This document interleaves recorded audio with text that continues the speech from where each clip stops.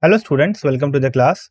So today we will continue with the NCERT chapter 9 hydrocarbon, in which we will cover the NCERT exercise questions 9.1 to 9.2. Now this is our disclaimer.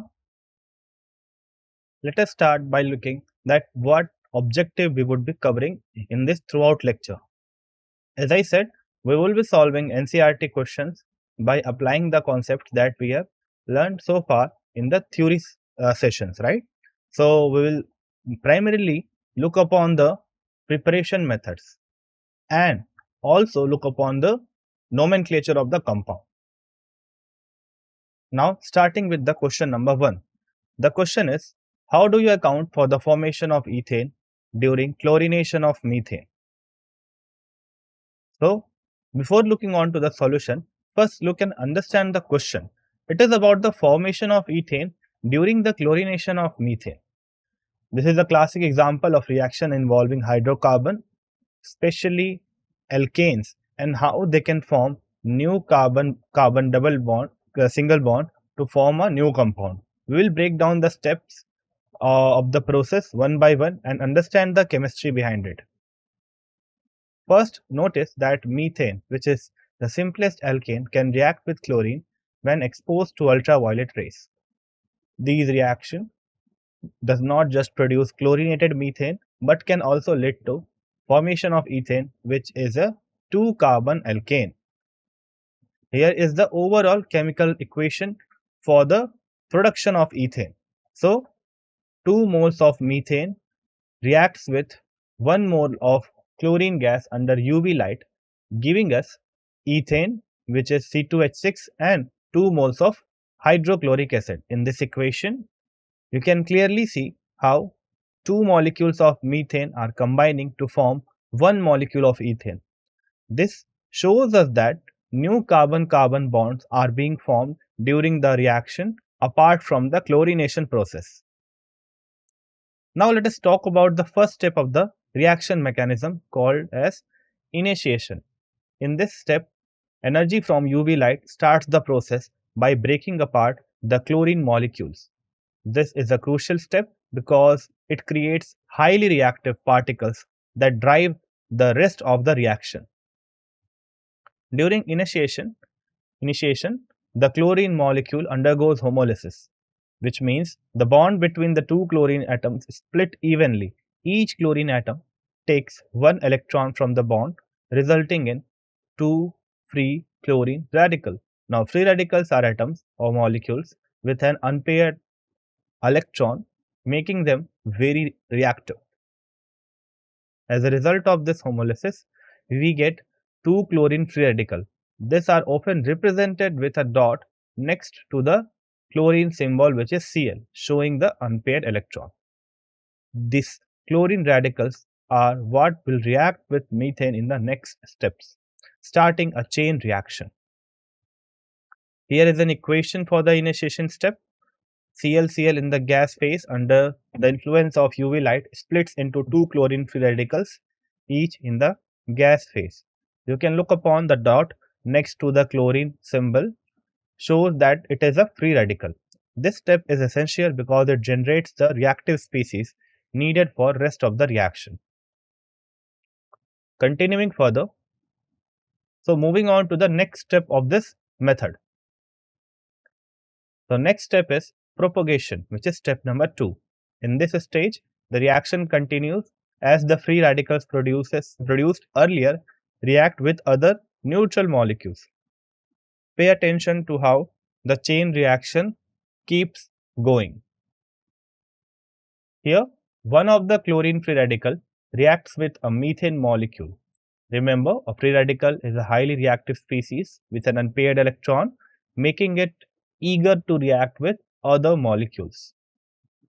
Notice that the chlorine radical removes or abstracts a hydrogen atom from methane. This is a key step because it generates a new type of free radical which will keep the reaction going. As a result of this hydrogen abstraction, we get methyl radical written as .CH3 and hydrochloric acid HCl. The methyl radical is another reactive species that will participate in further reactions.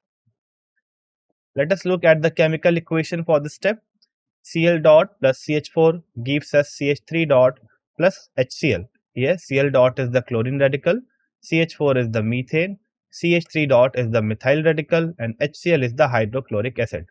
Each symbol represents a specific molecule or radical involved in the process.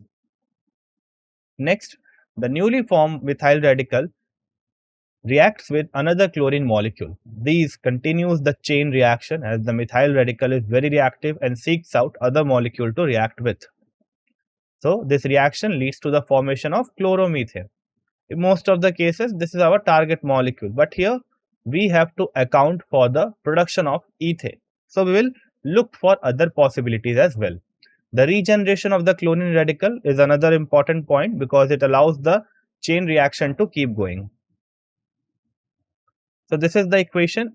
When methyl radical reacts with chlorine, it forms methyl chloride and the chlorine radical. Moving on further. So continuing with the solution, we have our third step and the final one, which is named as termination. In this step, the free radicals that were created earlier in the reaction come together to combine, which stops the chain reaction. This is important because it leads to the formation of stable molecules and ends the process. Notice that when free radical combine, they form stable products. So this is a key point. The reaction doesn't keep going on forever because eventually these reactive species find each other and pair up, making molecules that are no longer reactive. Various combinations can occur, including two chlorine radicals combining together to form chlorine gas. So this is shown here, Cl dot plus Cl dot giving us Cl2. The dot represents again the unpaired electron on each chlorine atom. When they combine, those electrons pair up and we get a stable chlorine molecule. Another important combination is when two methyl radicals, each represented as CH3 dot, collide. When this happens, they join together to form ethane, which has the formula C2H6.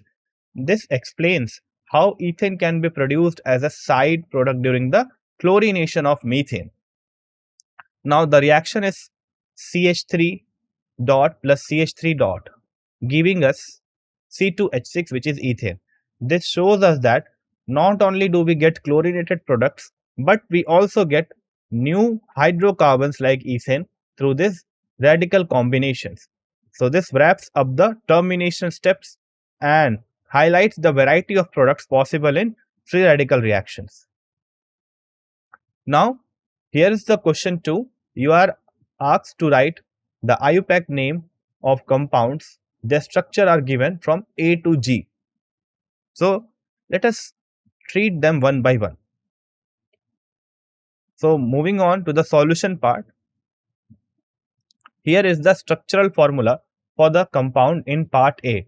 Take a moment to observe the arrangement of carbon and hydrogen atoms. Notice the double bond and branching. These features will guide us in naming the compound correctly. Let us organize the naming process by checking which parts of the IUPAC name are present. In this table, you can see that we need to identify the word root, the primary suffix and the secondary prefix, like branching. The primary prefix and the secondary suffix are not present in this case. Now let us find the word root. The word root is based on the longest continuous chain of carbon atoms that includes the double bond in the structure. The longest chain with the double bond has 4 carbon atoms. So this is an important step because the word root tells us the base name of the compound. Here is the structure where the longest chain is marked in box. We can see very clearly. So the conclusion is that the word root for the compound is but, which stands for 4 carbon atoms in the main chain. Remember, the word root forms the foundation of the IUPAC name and we will build the rest of the name around it. Continuing further. So this is the structure that we got, which we are working with. Here is the marked longest carbon chain. Now let us talk about numbering the carbon chain. The goal is to number the chain so that the double bond gets the lowest possible number. So this is a key rule in IUPAC naming for alkenes. We will see how this applies to our molecule. Now we can see here the carbon chain is numbered. When numbering, we always start from the end closest to the double bond to give the lowest possible number. In this case, numbering from either end gives the same number to the double bond. So we need to look for another rule to break the tie. Since both ends give the same number to the double bond, we move on to the next rule. We now look at the substituent group like the methyl group to decide the correct numbering. This ensures the substituent gets the lowest possible number. So the final decision is based on giving the lowest number to the substituent group, which is the methyl group in the molecule. This is how we apply the IUPAC rule steps by step to get the correct name for the compound. Now moving further, what is the next part? So we got the longest chain and also we got the part of numbering from where we should start. So moving on and analyzing the name by identifying the primary suffix. The primary suffix tells us about the type of carbon-carbon bonds present in the main chain. We will focus on whether the compound has single, double or triple bonds. Notice that there is only one double bond in the main carbon chain. According to the IUPAC rule, when a double bond is present, we use the suffix ene, in, to indicate this. So our compound will end with ene. Next, we need to specify the position of the double bond as well. We number the carbon chain so that the double bond gets the lowest possible number. In this case, the double bond starts at carbon 2. So we write 2-ene to show its position. Now let us look at the secondary prefix, which tells us about any side groups or substituents attached to the main chain. We will identify and name any branches coming off from the main carbon chain. Here we see a methyl group attached to the carbon 2. According to the IUPAC rule, we indicate this by writing 2-methyl before the main name. This tells us exactly where the branch is located. Moving on further. So continuing with the solution. This is the part that we got. Now we will discuss the complete nomenclature. We will identify the longest carbon chain. We have identified the position of double bond and the side groups or substituents as well. This systematic approach ensures we get the correct IUPAC name. So the name is built in 3 parts. The secondary prefix, which is the substituent group, in this case it is 2-methyl. The word root, which tells us the main chain length, here but has the place for that, and the primary suffix, which shows us the type and position of the bond. So 2-ene for a double bond at the carbon number 2. Putting it all together, we get 2-methyl but-2-ene. So the IUPAC name for the compound is 2-methyl but-2-ene. This name tells us exactly how the atoms are arranged and where the substituents and double bonds are placed. Now moving on further, continuing with the next compound. So here is the structure for the compound B. Notice the arrangement of carbon atoms and the presence of double bond and triple bond. It is important to identify the longest carbon chain that includes all multiple bonds for correct naming. Here we can see from this table that in this structure, word root and primary suffix are only present, but secondary prefix, primary prefix, secondary suffix are all absent. So let us start breaking down the naming process step by step. We will start by identifying the word root, which is based on the longest continuous chain of carbon atoms. Remember, the word root tells us how many carbon are in the main chain. Now we see that the longest chain contains 5 carbon atoms and it includes both the double bond and the triple bond. It is crucial to include all multiple bond in the main chain, even if it means not choosing the physically longest chain. So this image highlights the main carbon chain in the molecule. Notice how the chain is selected to ensure both the double bond and triple bond are included. So this is a key step in applying the IUPAC rules correctly. Since the main chain has 5 carbon atoms, our word root will be pent. This prefix will form the base for our compound's name. Remember, pent always refers to a 5 carbon chain. So moving on further and continuing with the solution. So this is the longest carbon chain that is marked in the box for the compound B. Our next target is numbering. So the IUPAC system requires us to number the carbon chain so that the position of multiple bond can be given. This ensures consistency and clarity in naming. We will see how this applies to our compound in the next step. So here is the compound V with the numbering shown on it. Let us see what is the logic behind this numbering. So always remember that number from the end nearest to the multiple bond is done, whether it is a double bond or a triple bond. This guarantees that both bonds get the lowest possible numbers. This step is essential for the correct IUPAC naming, especially when more than one type of bond is present. Got it? By numbering from the end with the double bond, we find that the double bond is at carbon number 1 and the triple bond is at carbon number 3. So this is the correct way to assign positions, and it sets up the rule to write the IUPAC name accurately. This numbering minimizes the locutants for both sides, locants on both sides. Now moving on further, what is our next part?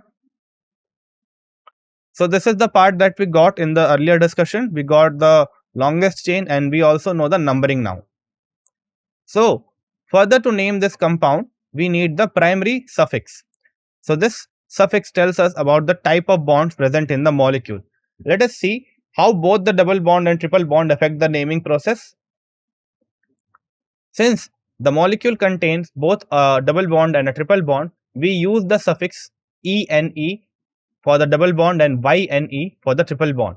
It is very important to mention both in the name, and their positions will be specified by the numbers. Looking at the structure, the double bond is clearly at the position number 1 from the numbering that we got, and triple bond is at position number 3.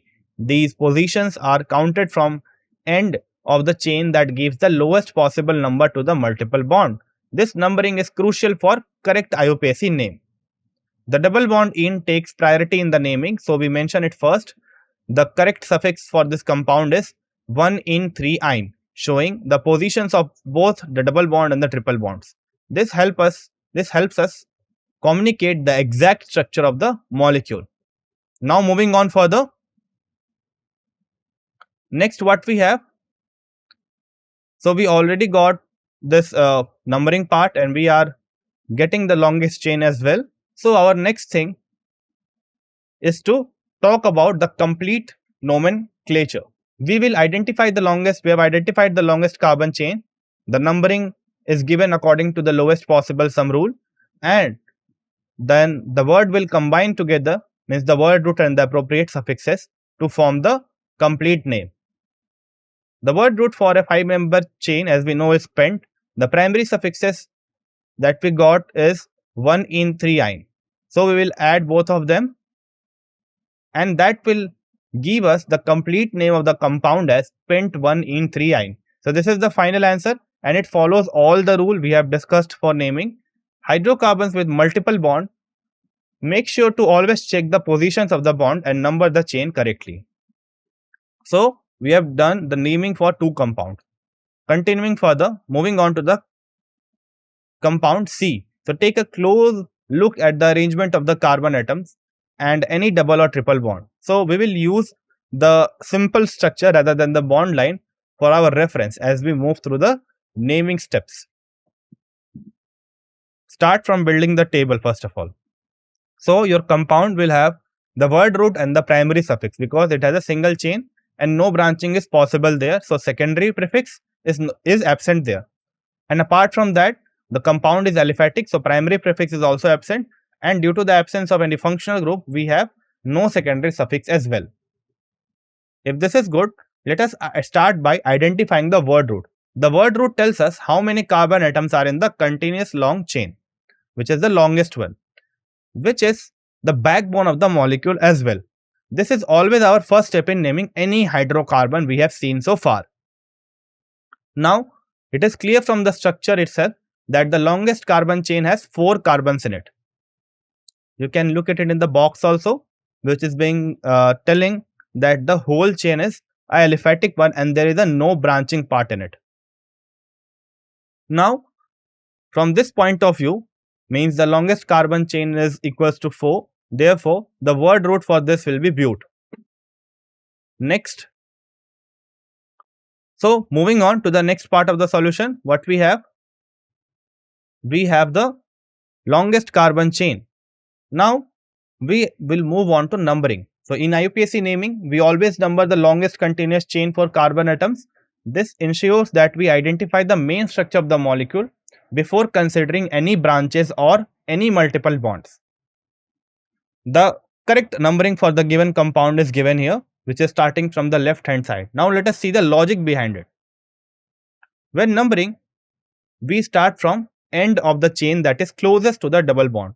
This gives us the double bond, the lowest possible number, which is an important rule in IUPAC nomenclature. This step helps us avoid confusion and keep naming consistent.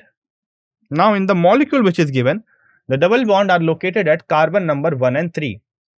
So, that means starting from the correct end, we encounter double bond at the first and the third carbon. The information will be a part of the compound's name, indicating where the double bond are found. Now, you can start it from the right side also rather than from the left side, but you will get the same numbering.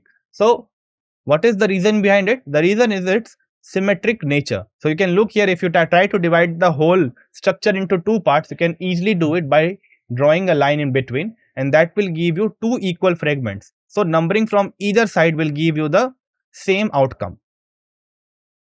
Now, moving on to the next part. So, we will focus on the next part, which is the primary suffix. The compound that you see is having 2 double bonds. So, you have to use the suffix "-in", where "di" is representing the repetition of the double bond in the longest carbon chain. So, to indicate the position further, we will write the primary suffix as 1,3-"-in". In this case, the double bond is present as 1 and 3rd position. So, that is the reason we are writing it as 1,3-"-in". Then, moving on further, what is the next part? The next part is, if you have done the numbering, if you have done the primary suffix and your word root, then you can write the complete name for the compound.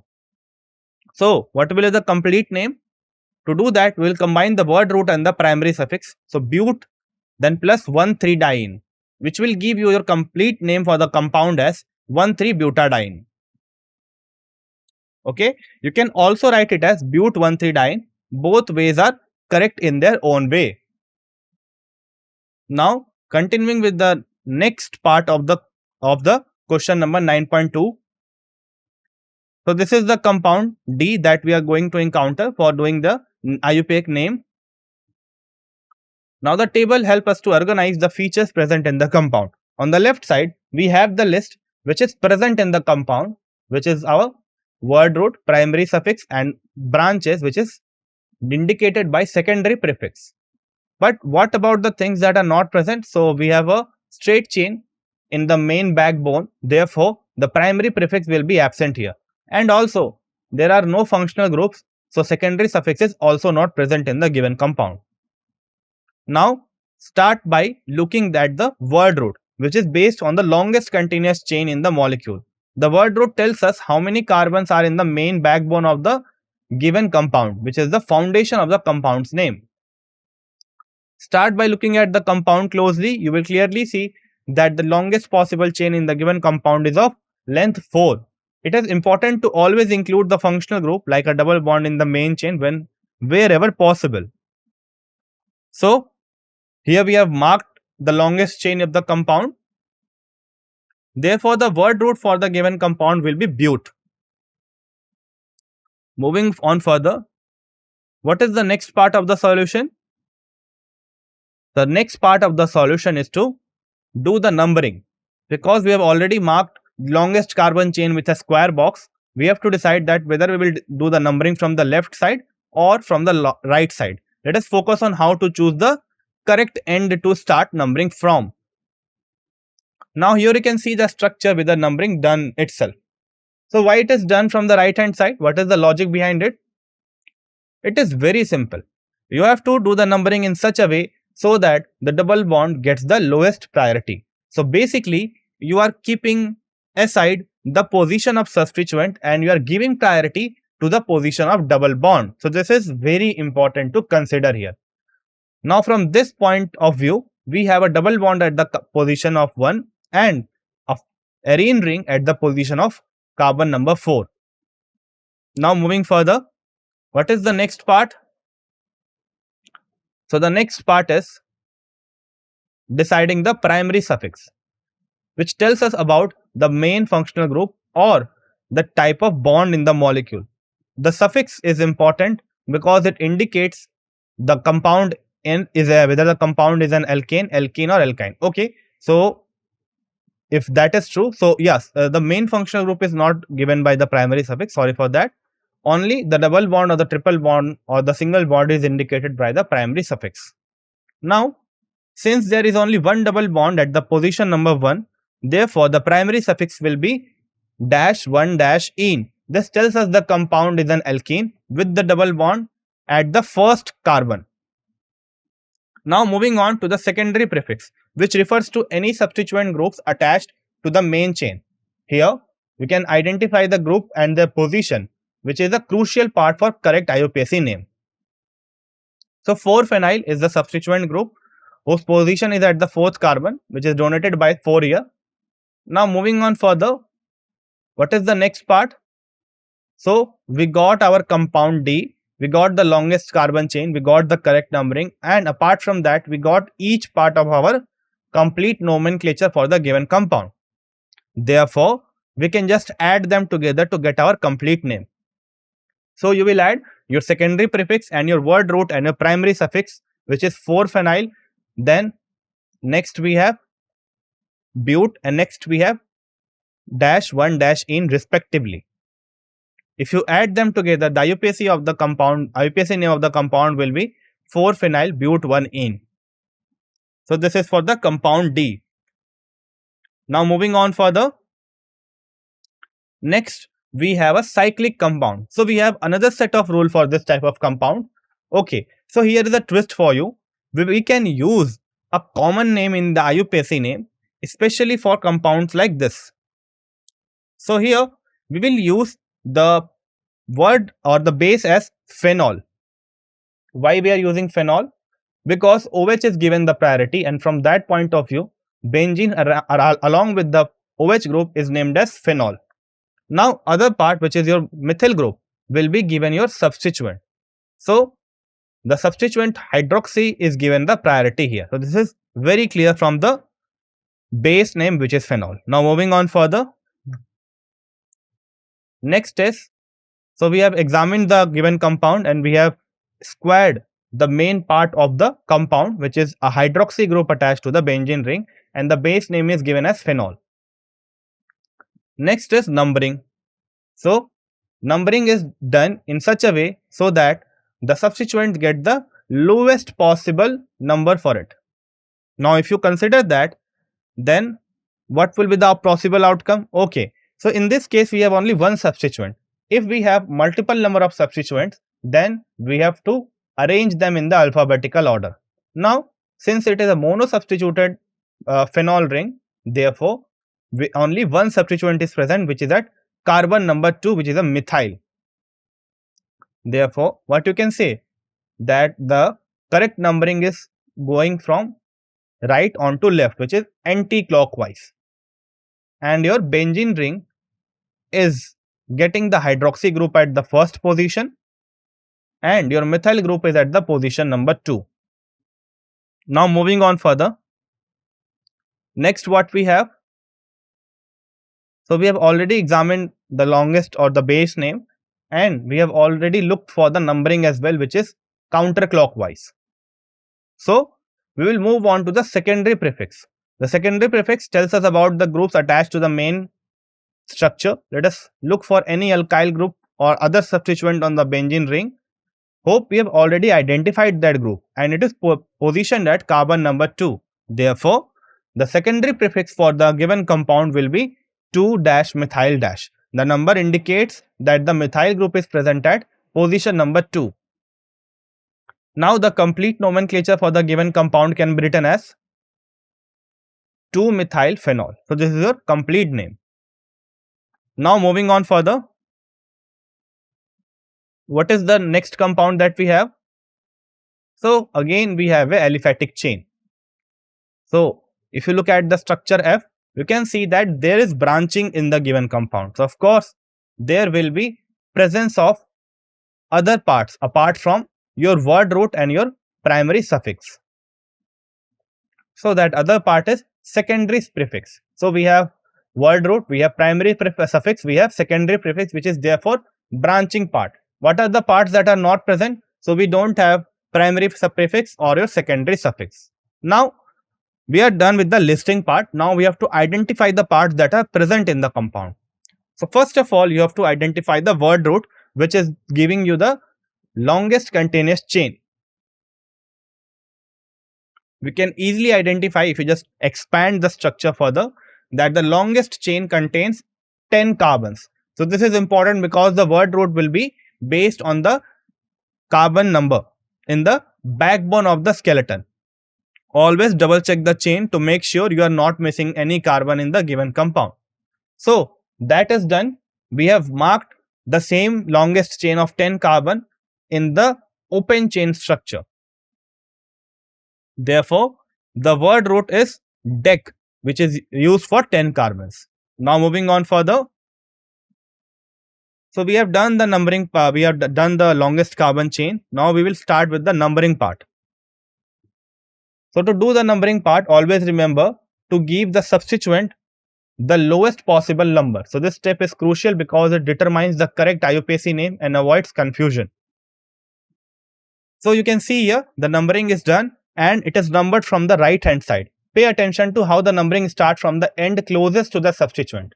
This ensures that substituent get the lowest possible number, which is a key rule in IUPAC nomenclature. Now, the next thing we have to do is to identify the position of the substituent. So, we already know what is the position from the given numbering. It is at position number 5. And therefore, we will move on to the next step. So, what is the next step? We have identified the longest chain and we have identified the correct form of numbering, which is starting from the right hand side in the compound F. The next part is primary suffix. This thing tells us whether the type of bond present in the given longest chain is double, single or triple. It is very clear that the suffix is "-ane" because the whole longest chain is a saturated one, meaning all the carbon-carbon bonds are single bonds. Now, let us talk about the secondary prefix. This is where we identify any groups attached to the main carbon chain. At the 5th carbon atom, we see an isobutyl group. So, we have used the common name rather than the IUPAC name. So, this whole substituent that you are seeing, which is being hanged on to the main chain, is a isobutyl group. Now, since it is present at the 5th carbon, therefore, 5-isobutyl will be used as your secondary prefix. Okay. Moving on further. Next, what we have? So, we are done with this numbering part, we are done with the substituent part and we are done with this longest carbon chain. Our next focus is to write the complete nomenclature. Now, to do that, we will add your secondary prefix, your word root and your primary suffix, which are 5-isobutyl, dec and ane respectively. If you add all of them together, the IUPAC for the complete compound will be 5-isobutyl decane. Remember, precise naming is crucial in chemistry to avoid mistake in communication. Also, you can also see one more nature, or you can see one more variety of this naming, in which you can use the actual IUPAC name rather than using your isobutyl term. Now both are correct in their own way and they are used in the IUPAC nomenclature as well. So now we'll move on to the last compound. What is the last compound? It is compound number G.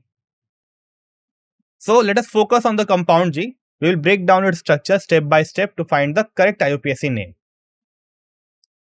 What are all the parts that are present here? So we have word root, we have primary suffix, we have secondary prefix. Got it? What is absent here? We don't have any secondary suffix. Yes, and we don't have your primary prefix as well. Now with that thing in your mind, let us start by looking at the word root. So the word root is based on the longest continuous carbon chain in the molecule. The word root tells us the main backbone of the compound, as we all know, which is essential for the IUPAC name. Here is the marked chain with the longest length in the given compound and it is of length 10. Therefore, the word root for the compound will be dec. Next part is what? Next part is looking for the primary suffix. So we already know that which is the longest chain. But before moving on to that, let us do the numbering part. This is the most important part and the most confusing part as well. Now the numbering is here done from the right hand side. Why it is done in that way? Because it is giving you the lowest possible sum. You can try it from the other way also. You will find that you are getting a higher sum of the substituent's position. Therefore, you can easily say that double bond will be present at 1, 5 and 8 position if you do the correct numbering from the right hand side. Now we also have a substituent at the carbon number 4. Keeping all this thing in your mind, what is the next part? We have done with the numbering and we know the longest carbon chain. Next part is assigning primary suffix. So here suffix "-ene" will be used to indicate the presence of double bonds. There are multiple bonds in your given compound. Remember this. This is very important. So the secondary prefix that will be used here is 4-ethyl. Okay. What will be the primary suffix? So I am leaving this question on to you. It's a very important one and an easy one also at the same time. You can identify it easily by yourself. I will give the answer at the last of this question. So we are moving on to the last part, which is complete nomenclature. Got it? So if you want to do the complete nomenclature, you have to add your secondary prefix, your word root and the primary suffix. If you add all of them together, the IUPAC name for the compound will be 4-ethyl deca 158 triene. Got it? So this was all for today's class. Thank you for joining the session. I hope you enjoyed it.